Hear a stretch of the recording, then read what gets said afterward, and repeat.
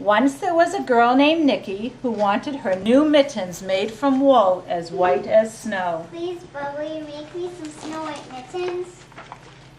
At first, her grandmother, Bubba, did not want to knit white mittens. What if you lose them in the snow? You'll never find them. But Nikki wanted snow white mittens, and finally Bubba made them. After she finished, she said, When you come home, I'll first make sure you are safe and sound. Then I'll make sure you still have your snow white mittens. So off Nikki went, and it wasn't long until one of her new mittens dropped in the snow and was left behind. A mole, tired from tunneling along, discovered the mitten and burrowed inside. This looks warm. I think I'll come in.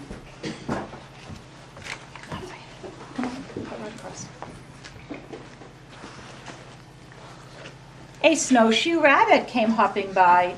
She stopped for a moment to admire her winter coat. It was then that she saw the mitten. The mitten's white like me. Can I wiggle in? I don't think there's room, but oh, what big feature. Come right in. Next, a hedgehog came snuffling along. Having spent the day looking under wet leaves for things to eat, she decided to move into the mitten and warm herself. I'm so cold. Can I come in? I don't want to get cold, so come right in. The mole and the rabbit were bumped and jostled, but not being ones to argue with someone covered with prickles, they made room.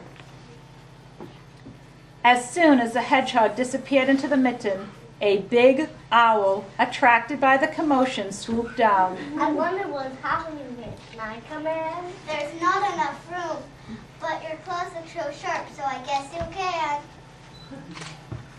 Up through the snow appeared a badger. He eyed the mitten and began to climb in. I'm sorry, what? Can I come in? I'd like to say no. Those diggers look soft, so I'll make room. There was no room left, so they gave him the thumb. It started snowing, but the animals were snug in the mitten. A waft of warm steam rose in the air, and a fox trotting by stopped to investigate. I'm so tired. Can I come in and rest? You have big shiny teeth. Come right in.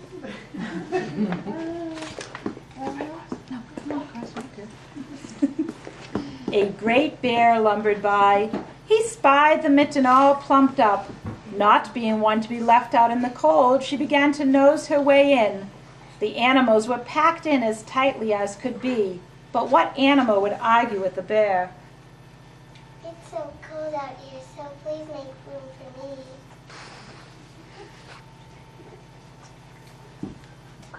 It's crowded in here, but I'm sure we can make room. The mitten swelled and stretched. It was pulled and bulged to many times its size, but Bubba's good knitting held fast.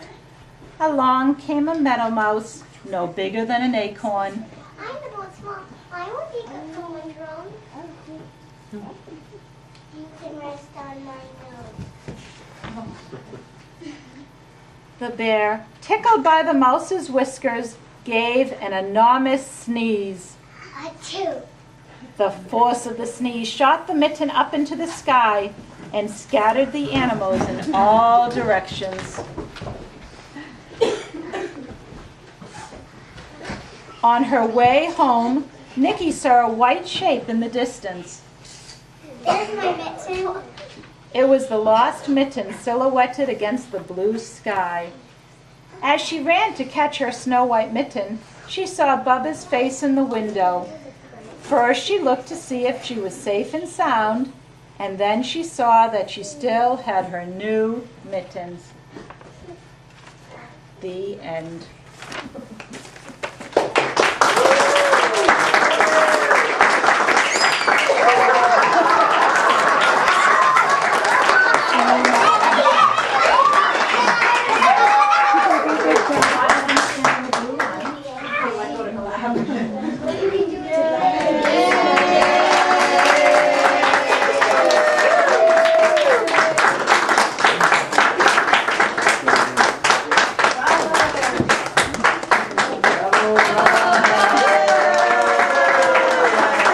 Celeste.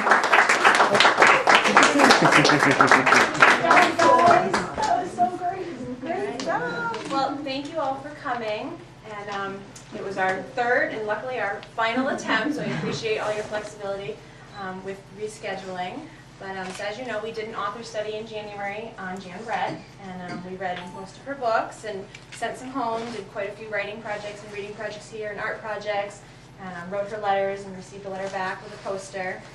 So we would like to give them some special attention. They worked very hard. It took weeks and weeks and weeks of just learning the lines, not moving, just focusing on the lines, and then learning the lines with some movement, just some movement, and then learning some lines with some more movement, and then we decorated the scenery, and then making the masks, and learning the scenery, learning their lines with the masks and positions, and working on being loud and their voice, and facing the audience. It was a lot of work for a 6-minute play, so thank you for coming.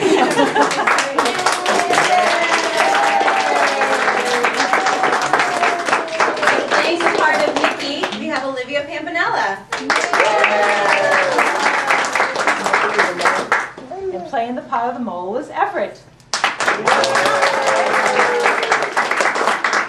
Playing the part of the bear is Bronwyn. Playing the part of the mouse is Ethan. Playing the part of the badger is Tyler. And You guys can bow. And playing the part of the fox is Celeste. Playing the part of the grandmother Baba is Aileen. And playing the part of the hedgehog is Nora. And playing the part of the owl is Christopher. And playing the part of the rabbit is Christina.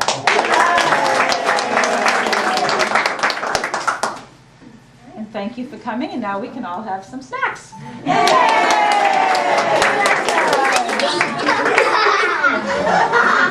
Boys and girls, if you want to put your masks over on the table.